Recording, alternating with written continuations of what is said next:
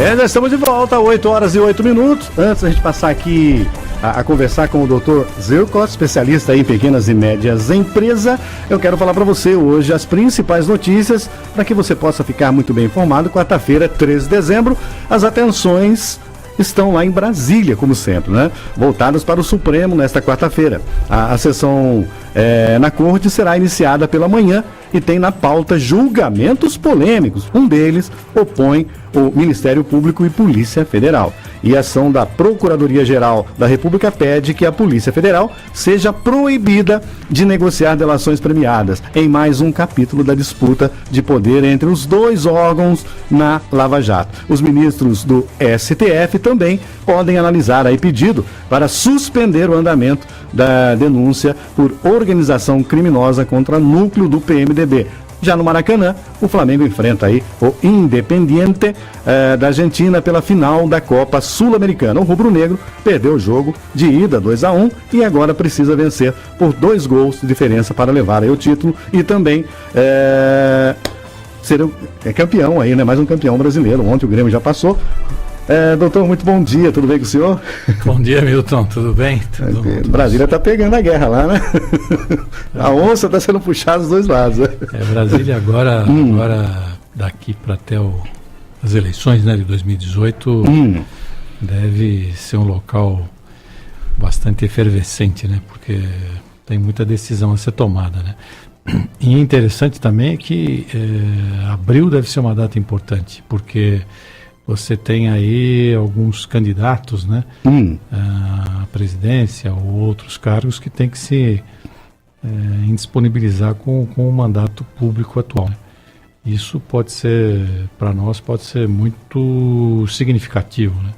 Por exemplo, o senhor Meirelles, né, o nosso ministro da Fazenda, que tão bem vem conduzindo aí as contas públicas e trouxe de novo o Brasil para os trilhos, né? Provavelmente ele vai ser candidato, né? Vamos dizer, não sei se é o que ele será candidato, se ele vai ganhar ou se ele vai perder, não me cabe julgar. Mas se ele for em abril, ele tem que sair, né? Então, vamos dizer, deixa o Ministério da Fazenda. O vídeo mandou uma mensagem agora falando, se ele for vice, ele é eleito, porque o Brasil faz tanto tempo que entra um e o vice que fica, né, no lugar, então, se sair vice, ele tem chance. É verdade. Eu acho que pela primeira vez vai ter que se dar atenção ao vice, né? Porque, né? Tá certo. Doutor Fabiano, foi boa? Tranquila a semana pro senhor? Tranquila. Então hoje vamos bastante ainda. Tá certo. Hoje nós vamos falar então de um tema, né? O ouvinte quer saber aí, a pronúncia é T-I-R, TIR? TIR, isso. A TIR. Então, voltamos ao tema, né? O senhor poderia explicar então o que é a TIR? Bom, as perguntas estão ficando mais sofisticadas aqui.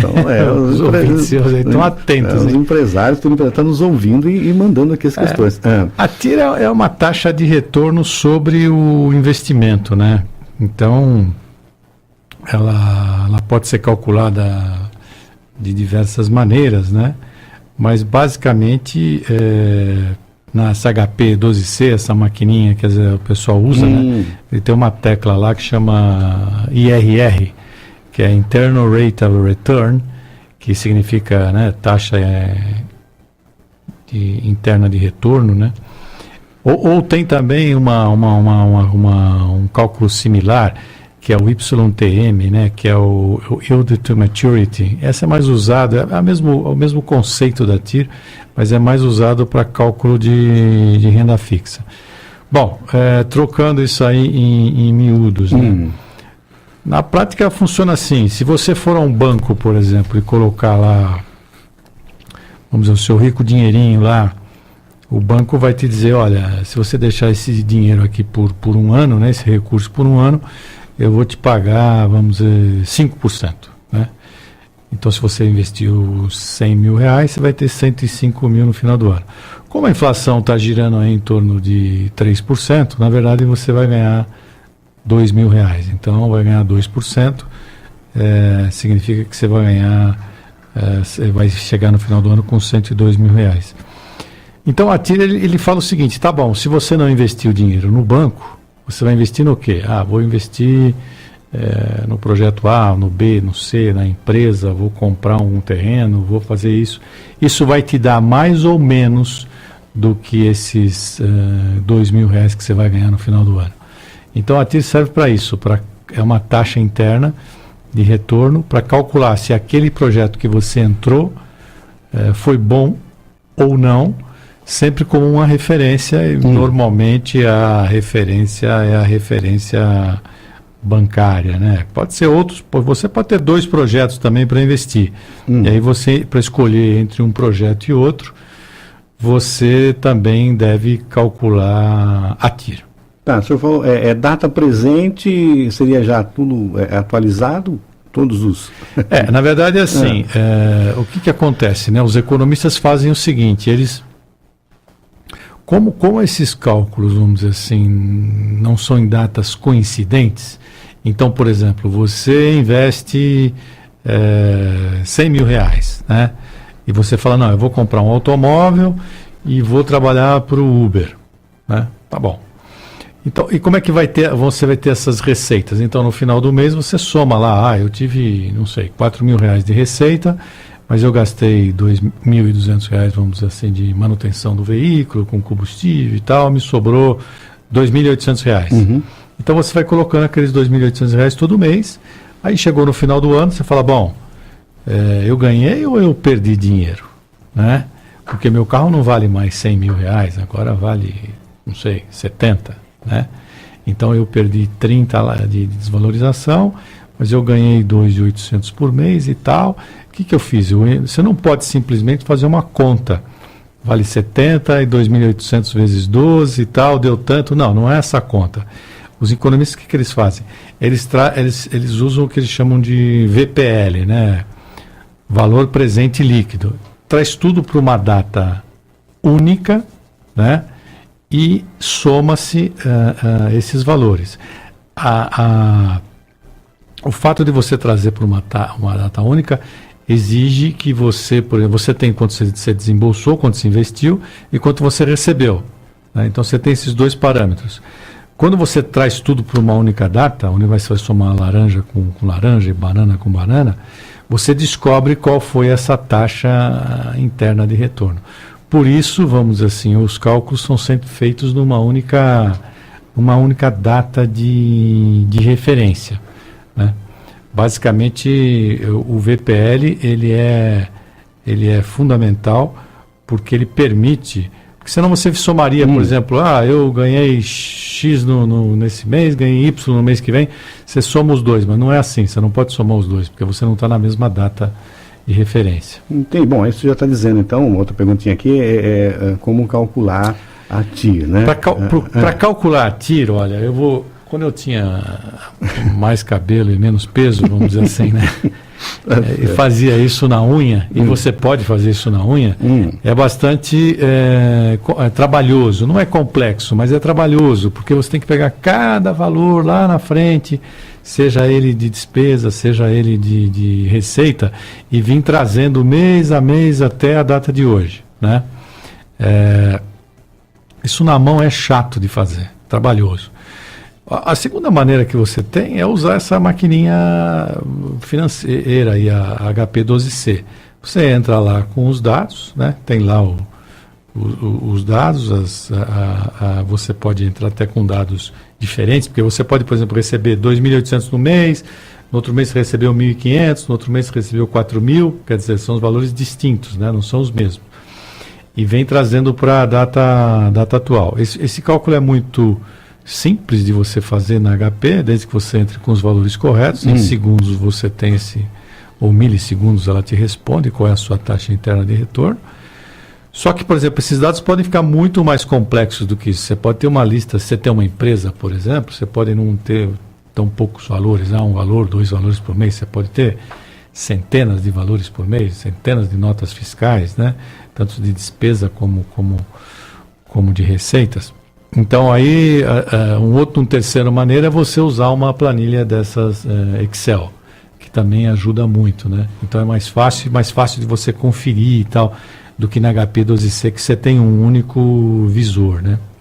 E uma quarta maneira que as empresas que têm um pouco mais de musculatura usam é você ter realmente um programinha lá que eles desenvolvem internamente, onde fica registrado quem entrou, como entrou, com que dado entrou e tal, quando o cara faz o login, né? Então fica marcado lá, o funcionário tal fez esses dados e tal. Então é muito importante que você faça o cálculo da TIR, né?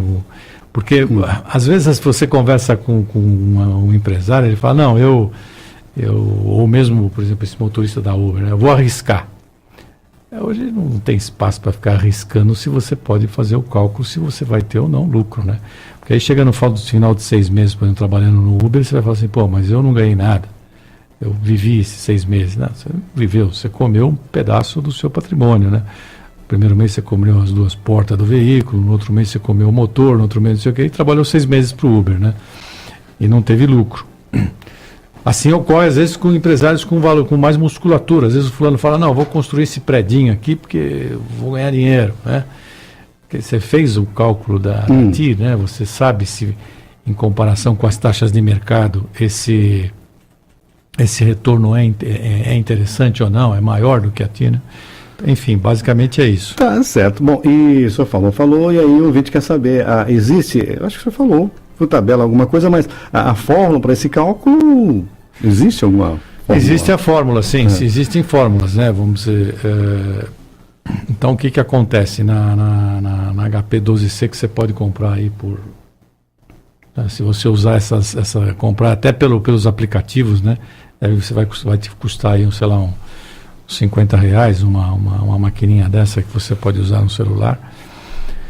O único problema é que, vamos dizer assim, você precisa conhecer a fórmula, né? Você tem que... A HP 12C, inclusive, ela vem com um manual, né? Falar, eu quero calcular a TIR, né? Então, lá vem, então você entra pelo menos com o valor do desembolso. Quanto que se colocou? E, às vezes, você não coloca só em dinheiro, por exemplo, você coloca em equipamentos, né? Comprei computador, comprei não sei o quê, aluguei a sala, vou trabalhar com uma função tal. Então, você teve um desembolso. Quanto que me rendeu no primeiro mês? Rendeu tanto. Em relação, e no segundo mês, tanto, mas tanto de despesa e tal. E aí você vai colocando esses valores na HP 12C. Tem lá a tecla... inclusive na HP 12C tem 2 maneiras de fazer. Quando os valores são muito simples, ela te dá lá uma traquinagem lá de você entrar lá e tal. Quando os valores são constantes, né? Por exemplo, todo mês R$1.000, então não tem muito sentido. Agora, por exemplo, um mês é 1.000, outro mês é 800, outro mês é 1.500. Aí você vai entrando com esses valores e ela vai te falar no final, olha, então a sua taxa interna de retorno... Vou te dar um exemplo. Vamos supor, você coloca aqui, vamos pegar aqui na maquininha, você coloca aqui, você me empresta R$2.000. Então eu ponho lá, né? O valor presente é R$2.000. E você fala para mim, não, eu quero receber 7 parcelas de 500 por esse empréstimo que eu estou te fazendo. Tá bom, aí eu coloco lá, 500 é a parcela, que é o PMT, N é o número de vezes, que são 7 vezes, tá certo? E peço para ela calcular a taxa interna de retorno. Isso vai dar 16,33%. Então, você ganhou 16,33% em cima do... Muito bom. Muito bom. Mas, por exemplo, se você estivesse na Argentina, talvez não fosse tão bom. Porque você fala, ganhei 16%, mas a inflação em 7 meses foi 20%. Aí já comeu 4. Comeu 4, entendeu? Essa é a conta. Entendi. Então você fala, e se eu tivesse colocado no banco, ele teria me pagado 22%. Tá certo. Então depende de onde você está. Quer dizer, no Brasil teria sido um bom negócio, 16%. O ouvinte quer saber se essa fórmula está no site do senhor, lá no Dr. Zil. Então, eu estou fazendo o seguinte, eu estou organizando lá agora uma área lá que é de técnicas e ferramentas, porque algumas perguntas que vêm dá para desenvolver, por exemplo, isso como uma ferramenta para o pessoal usar. Entendi. Então, criei lá numa aba no blog, chamada Técnicas e Ferramentas. Então eu coloquei aquela parte que nós conversamos semanas anteriores sobre como calcular o fluxo de caixa, tal. Estou colocando agora então a parte da TIR, né? E estou colocando uma aba lá como se fosse uma ferramenta disponível aí gratuitamente para os seus ouvintes. Tá certo, doutor. Vamos falar da porteira para fora, 28? Vamos lá. Bom, o senhor, primeiramente aqui, chamou a minha atenção, claro, né? Não só a minha, de todos os ouvintes. O senhor quis dizer o seguinte, né? A pessoa, ela vai lá num cartório para reconhecer alguma coisa, ela tem que pagar estacionamento, ela tem que pagar assinatura, tem que pagar... Qual é a mecânica dessa introdução? Porque depois aí o senhor falou de Israel, que está em evidência, inclusive Israel, né? Está em evidência. Não, então, essa primeira parte é o seguinte, eu acho que nós temos que... Eu me lembro do ministro Beltrão, né? Que vamos eliminar a burocracia no Brasil, né? Mas nós estamos já no ano 2017, entrando no ano 2018, né? Então você tem que ir ao cartório e dizer assim, eu sou eu, né? Ou você, não sei. Comprou lá um veículo, né? A gente sabe, por exemplo, que, vamos dizer, a grosso modo, a quantidade de veículos vendidos no Brasil aí, novos, são em torno de 2,5 milhões, algo do gênero. Mas a quantidade de veículos usados vendidos no Brasil está aí na faixa de 13 milhões, né? Então você pega, por exemplo, 13 milhões de transações, pegando um item básico, né? Porque eu citei na matéria, né? Todo mundo tem que ir ao cartório, reconhecer firma que aquele veículo é dele, né? Assinar lá um livro, pagar, não sei quanto paga lá, não sei, uns 10 reais, não sei, uma coisa assim, né? Perder lá 2, 3 horas de trabalho, né? Estacionar o carro próximo na redondeza, arrumar um estacionamento, né? Para dizer 13 milhões, vamos dizer, se você multiplicar isso, se o cara gastou, não sei, se gastar 50 reais cada um para fazer essa operação, 30 reais cada um, imagina isso quanto não vai dar, né? Então, vamos dizer, hoje no século XXI é no mínimo relinchante, né? Você tem que fazer isso. Só faz bem para o dono do cartório e para o dono do estacionamento, porque, na verdade, hoje você tem, né? Estamos falando em blockchain, em Bitcoin, né? Bitcoin, então, na verdade, o negócio está todo aí informatizado, né? E você tem que ir lá presencialmente até o cartório e falar, eu sou eu, né? Eu acho que é triste. Eu acho que, vamos dizer assim, o Brasil paga uns custos que encarece e não deveriam existir. Mas a informática, né? Diz que acabar com o papel, aumentou mais o papel. Mas o controle é muito maior, né? Vamos dizer, a gente hoje, vamos dizer assim, o nível de informação que você tem também é muito maior, né? Então você tem dados aí, informação muito mais ricas, né? Agora, com relação a Israel, eu comecei... A segunda parte. Eu comecei lá semana retrasada, né? Comecei lá com... É a segunda parte, né? Que eu estou escrevendo, né? Isso. Falando um pouco de Israel, para tentar chegar nesse imbróglio que nós temos aí hoje, lá na Palestina, né? Tentar ver se a gente chega numa conclusão. Eu realmente não sei qual que seria a solução. Eu estou tentando, trouxe lá desde Adão e Eva, né? A matéria tem que ser muito minucioso, porque é um assunto bem polêmico, né? Além de ser polêmico, vamos dizer assim, você tem alguns ingredientes que, vamos dizer assim, foram colocados a semana passada pelo senhor Donald Trump, né? Reconhecendo Jerusalém como a capital de Israel, né? Um assunto que vem sendo discutido aí há décadas, e passando por cima de todo o posicionamento da Jordânia, da Palestina, né? Então, colocando aí mais uma variável, um complicômetro nessa solução já bastante tensa, né? Porque além dos governos lá, você tem os grupos radicais, terroristas de cada país que também não concordam com seus próprios governos. Então, vamos dizer assim... é um assunto que vai dar muita poteira, Paulo. Muita poteira. Doutor Zé Costa, Guadalupe. Ontem foi dia de Nossa Senhora Guadalupe, ela é a padroeira do México. O senhor tem algum comentário? Padroeira do México? Guadalupe... sim, a padroeira do México, ela, vamos dizer, ela é a morenita, né? Morenita. Teve uma aparição mariana no México, né? E ali tem hoje uma basílica, né? Igual a Aparecida do Norte, seria mais ou menos? Mais ou menos como a Aparecida do Norte. Então você tem a basílica, que a basílica é sempre, a gente já comentou aqui, né? Sempre reservada ao Papa, né? E ali você tem a aparição da morenita e tal, que um pouco nessa linha nossa aqui, né? Mas por que você está falando da... Não, porque a gente viu falou em fé, e a gente viu ontem que realmente também a Guadalupe, né, no Salão Guadalupe, ela é no México também bastante, o pessoal tem muita fé, né? É verdade. E eu vou encerrar o programa hoje com o Alexandre, que ele é um cantor popular do México, né? E essa música também fala de Guadalupe. Eu acho que eu conheço a música, é linda a música, né? Certo. E fala um pouco da história de Israel, que é milenar, né? E que vem que é o local, Jerusalém é o local onde passaram os 3 maiores profetas da humanidade, né? Que foi Moisés, Cristo e Maomé. Entendi. Né? E falar em Cristo, Maria também tem tudo a ver com o Natal, né? E já estamos aqui, já estamos em Natal. Nosso tempo já foi, um abraço. Um grande abraço para você, Milton, e para os seus ouvintes também. Vamos em frente. Tá certo. Vamos lá então. Vamos com fé. Olha, Alessandre Acha Maria. Música linda, hein, gente? Música linda, doutor sempre tem bom gosto.